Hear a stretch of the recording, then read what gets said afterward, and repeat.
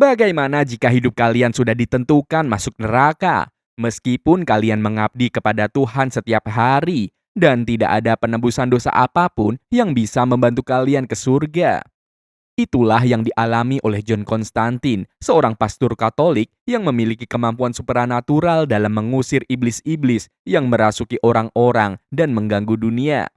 Hidupnya hanya ditunjukkan untuk mengabdi kepada Tuhan dengan menjaga keseimbangan para makhluk campuran yang ada di bumi, yang mengacau agar kembali ke asal mereka. Para makhluk campuran ini adalah malaikat atau iblis yang menyerupai manusia, dan tugas mereka ada yang untuk membimbing atau menjerumuskan manusia dalam dosa. Namun sayangnya, jiwa Konstantin sudah dikutuk untuk tidak pernah bisa ke surga, meski dia mengabdikan hidupnya sekalipun. Jadi, ikan hiu makan degan. Yuk mulai kan?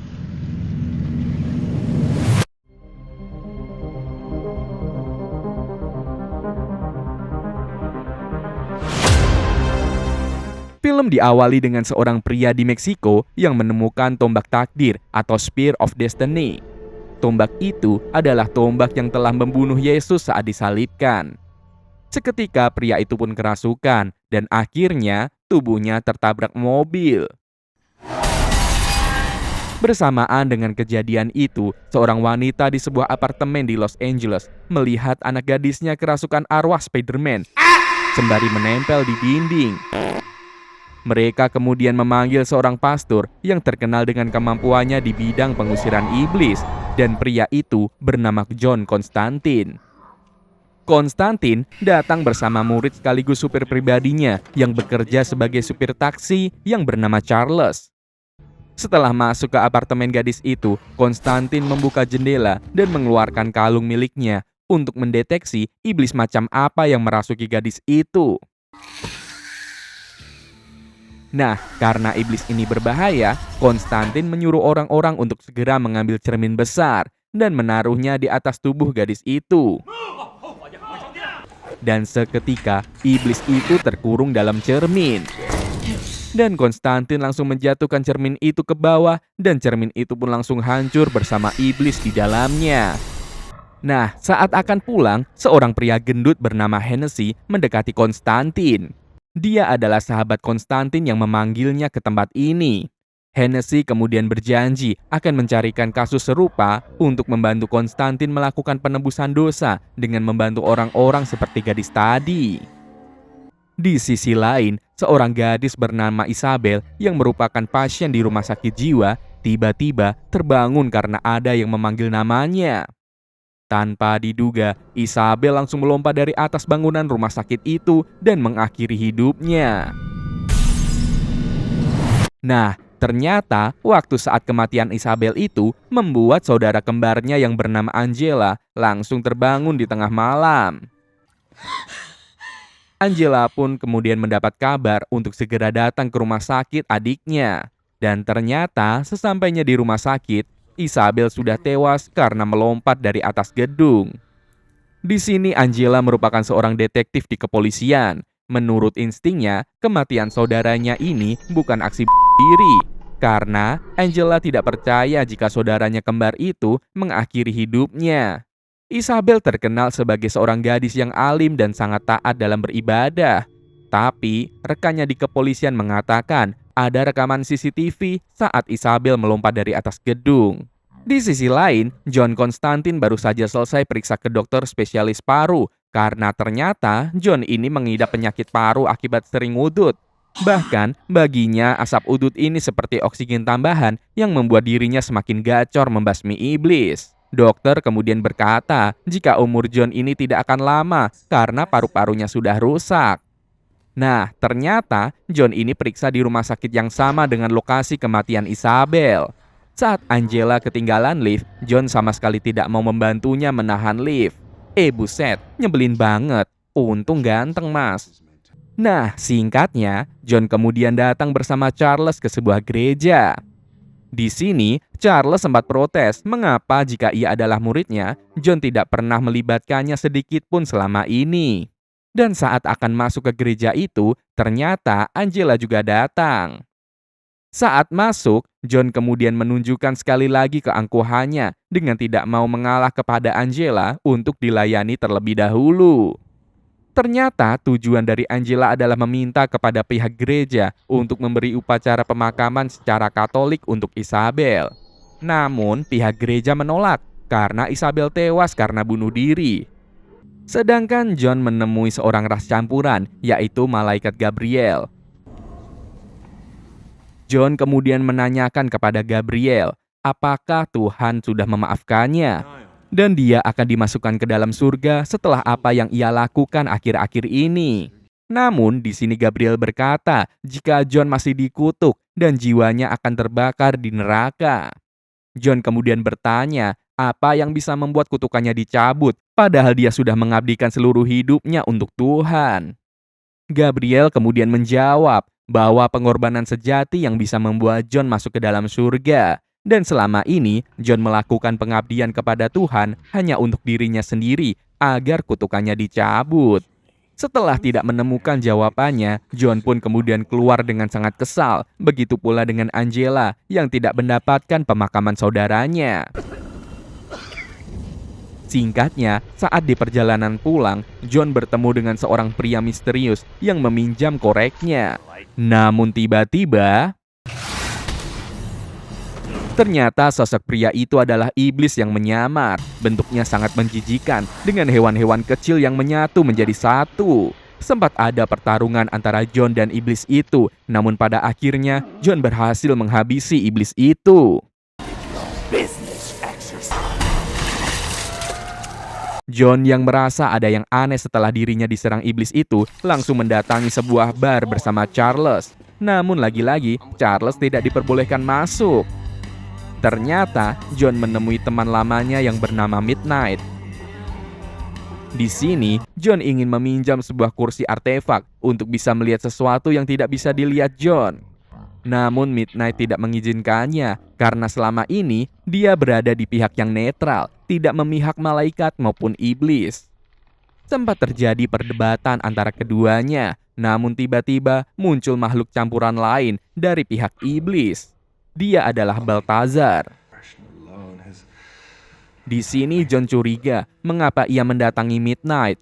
Dan sempat akan ada adu jotos, namun tiba-tiba John malah terbatuk-batuk karena sakit paru-parunya kumat dan dia pun langsung pergi. Di sisi lain, Angela yang masih penasaran atas kematian Isabel memeriksa rekaman CCTV sebelum kematian Isabel. Dan di sana, Angela seperti mendengar Isabel memanggil nama Konstantin. Malam itu juga, Angela memutuskan untuk menemui John. Meski awalnya John tidak mau menemui Angela karena dia juga sangat kesal atas kejadian di tempat Midnight, namun karena Angela mengaku sebagai detektif, John pun akhirnya mengizinkannya masuk. Angela berkata jika John Konstantin adalah pastor yang sangat kondang mengenai hal supranatural.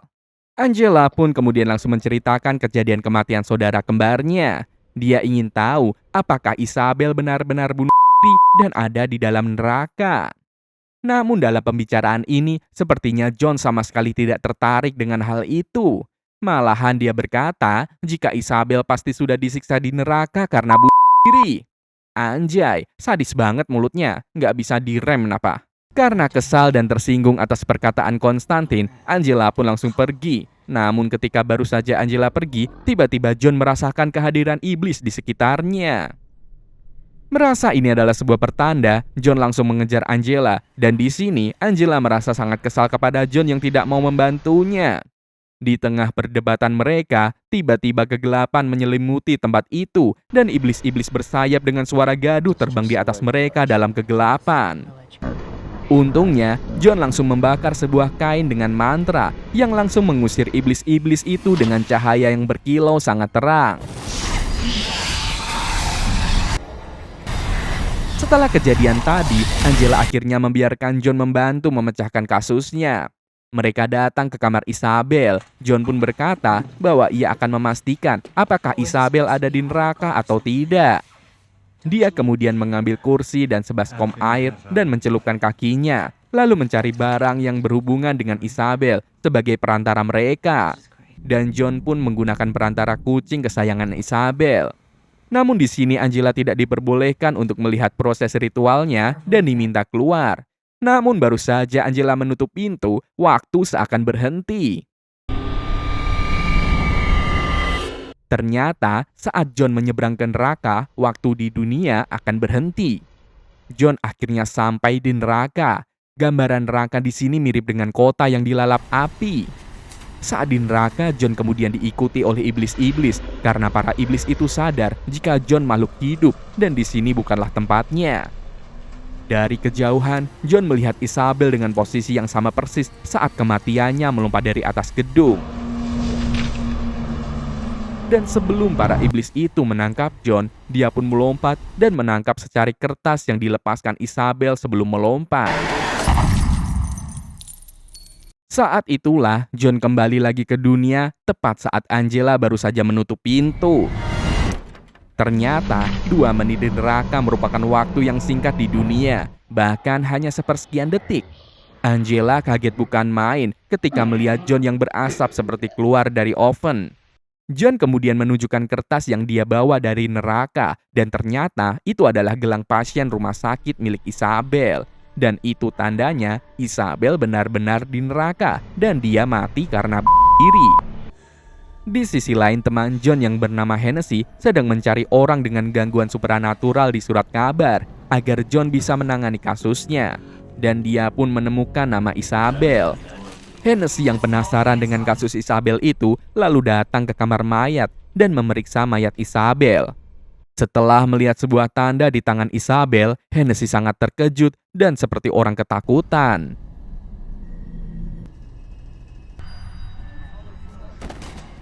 Hennessy lalu pergi ke Alfamart dan minum minuman keras di sana, sama persis seperti kebiasaannya. Namun anehnya, semua minuman itu tidak bisa diminum, padahal semua botol itu berisi air.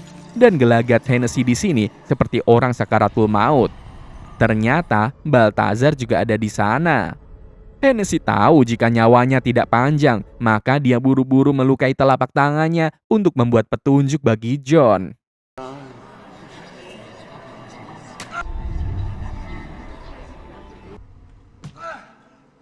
Setelah kejadian yang melelahkan dari neraka, John lalu mengajak Angela nongkrong asik sambil menikmati telur gulung di sebuah kafe.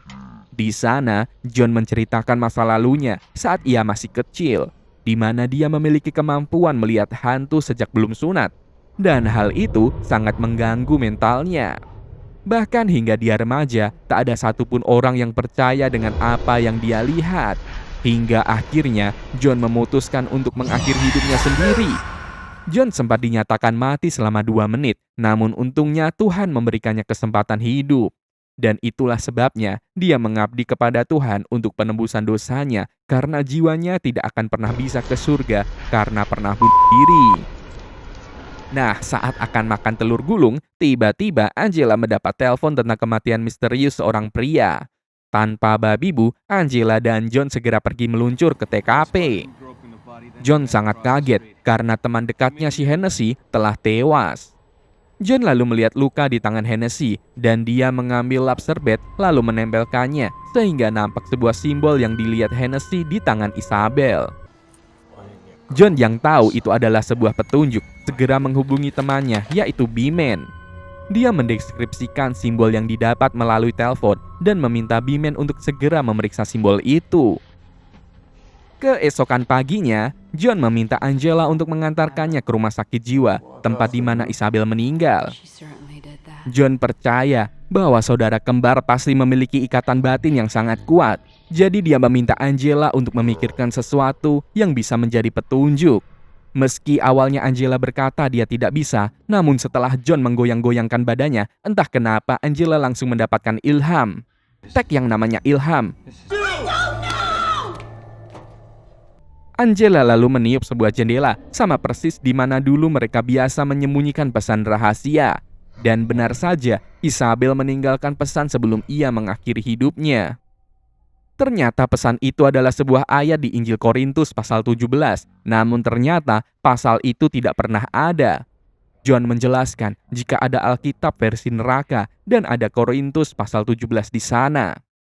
John lalu meminta B-Man mencari tahu Alkitab versi neraka. Bimen lalu menjelaskan isi kitab itu, dan simbol yang ditemukan Henesis sebelumnya adalah simbol dari Alkitab versi neraka.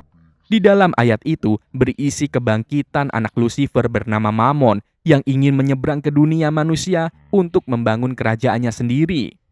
Tapi untuk melakukannya, Mammon butuh seorang perantara dan juga bantuan dari kekuatan surgawi, yaitu darah putra Tuhan. Dan ternyata darah itu sudah ditemukan di tombak takdir yang sebelumnya ditemukan di Meksiko. Namun sebelum John bisa menggali lebih dalam, Bimen diserang oleh sosok misterius dan ditemukan meninggal sebelum John dan Angela sampai di sana. Di saat yang sama, Manuel, seorang pria Meksiko yang di awal film kerasukan setelah menemukan tombak takdir, ternyata masih hidup. Dan dia mencuri mobil dan melaju ke Los Angeles. Kembali lagi ke Angela yang mulai terbuka kepada John. Dia bercerita jika sejak kecil dia bisa melihat hal-hal gaib, tapi selama ini memilih untuk mengabaikannya. Ia meminta John untuk membantunya melakukan ritual untuk membuka lagi mata batinnya, karena selama ini Angela selalu mengabaikannya. Meski caranya agak sedikit ekstrim, yaitu dengan menenggelamkan Angela sampai hampir meninggoy. Setelah ritual selesai, mereka pergi ke tempat Bimen meninggal, dan Angela yang sudah punya insting paranormal menemukan sebuah koin yang ternyata adalah milik Balthazar.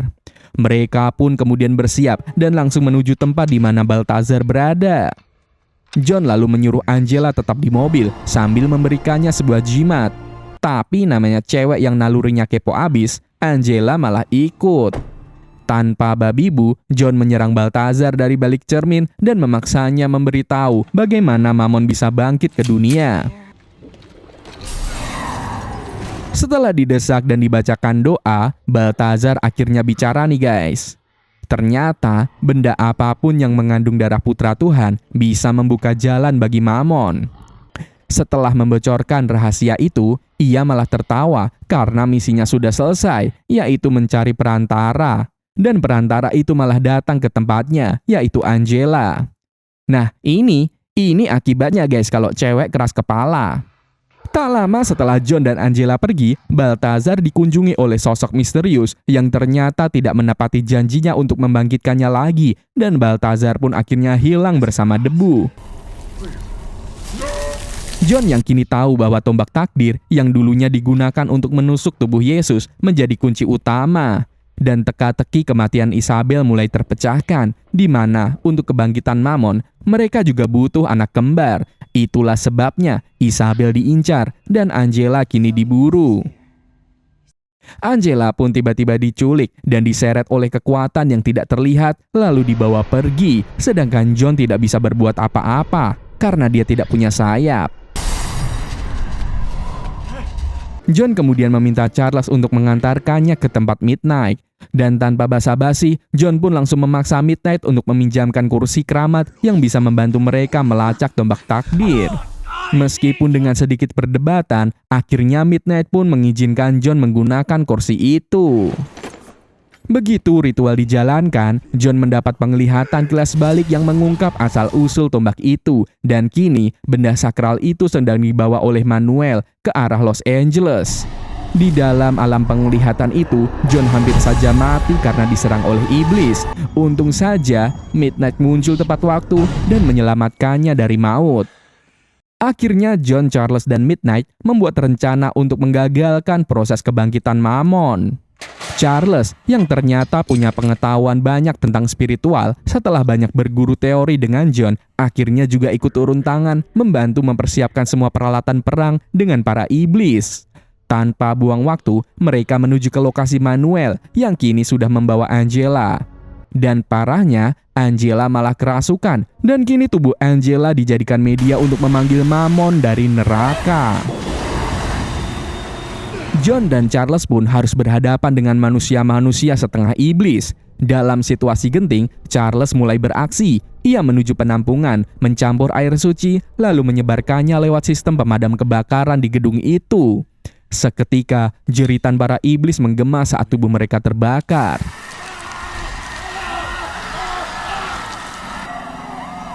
John berhasil menemukan Angela dan berjuang menyelamatkannya. Dan dibantu dengan Charles, John akhirnya berhasil menghentikan Mammon keluar dari tubuh Angela. Saat kemenangan mereka sudah di depan mata, sebuah kekuatan tak terlihat menerjang Charles dan melempar tubuhnya dengan keras hingga akhirnya tubuhnya remuk dan nyawanya pun melayang. Di saat itulah, John menggunakan seluruh kekuatannya untuk mengungkap kebenaran dan tiba-tiba muncul sosok bersayap dan itu adalah Gabriel. Dan semua misteri kini sudah terjawab. Dialah sang malaikat pengkhianat, dalang dari kekacauan ini. Ia berniat memakai tombak takdir untuk mengeluarkan Mammon lewat tubuh Angela.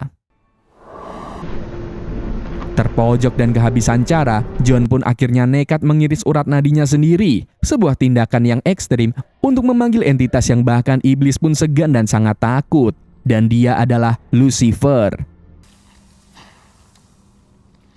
Dan benar saja, Lucifer muncul. Ia terkejut melihat John kembali melakukan kesalahan yang sama. Tapi kali ini, John tak datang dengan tangan kosong.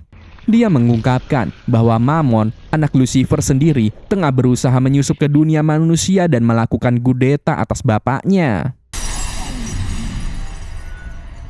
Lucifer pun kemudian melangkah ke ruangan sebelah dan di sana ia mendapati Gabriel sedang melakukan ritual terakhir untuk membebaskan Mammon. Tanpa babi bu, ia menggagalkan semuanya dan membakar tempat itu sampai hangus dan membawa anaknya si Mammon kembali ke neraka. Gabriel pun juga terjatuh, sayapnya hancur dan terbakar, dan ia tidak lagi diakui oleh surga. Lucifer lalu menawarkan satu permintaan kepada John, dan John dengan tulus meminta Isabel dikeluarkan dari neraka. Bahkan jika itu berarti dia harus menukar tempat dengannya. Namun sebelum Lucifer bisa menarik jiwanya, kekuatan ilahi langsung menghalanginya. Ternyata, pengorbanan John membuatnya layak mendapatkan pengampunan. John seharusnya mati dan langsung menuju surga. Tapi sebelum itu, Lucifer malah menghidupkannya kembali dan menyembuhkan penyakit mematikan yang selama ini menggerogotinya agar siapa tahu John Konstantin membuat kesalahan lagi dan jiwanya terbakar di neraka. Begitu sadar, John mendapati Angela sudah pulih. Gabriel mencoba memancing emosi John untuk membalas dendam. Tapi John hanya memberi satu pukulan telak yang mengenai kepalanya dan merontokkan giginya. Dan ini pertama kalinya bagi Gabriel merasakan sakit sebagai manusia. Akhirnya John dan Angela pun meninggalkannya begitu saja. Di puncak gedung, ia menyerahkan tombak takdir kepada Angela, memintanya untuk menjaga dan menyembunyikannya baik-baik. Dan soal adegan cipokan di film ini, ya maaf, sepertinya kalian harus cukup puas dengan aksi dan pengorbanan heroik dari mereka berdua, karena romantis-romantisan gak masuk dalam paket kali ini. Dan film pun selesai. Dan itulah alur cerita film Konstantin yang ngerilis di tahun 2005, sebuah karya epik fiksi yang menyajikan unsur spiritual dan aksi di dalamnya. Pelajaran yang bisa kita ambil dalam film ini adalah bagaimana sebuah pengorbanan besar bisa merubah sebuah hal yang tidak bisa dirubah. Dan jangan pernah menyerah dengan takdir, karena takdir setiap orang bisa dirubah jika kalian berusaha. Terima kasih sudah menonton. Jadi, ikan salmon dimakan buaya. Habis nonton, tolong di-subscribe ya.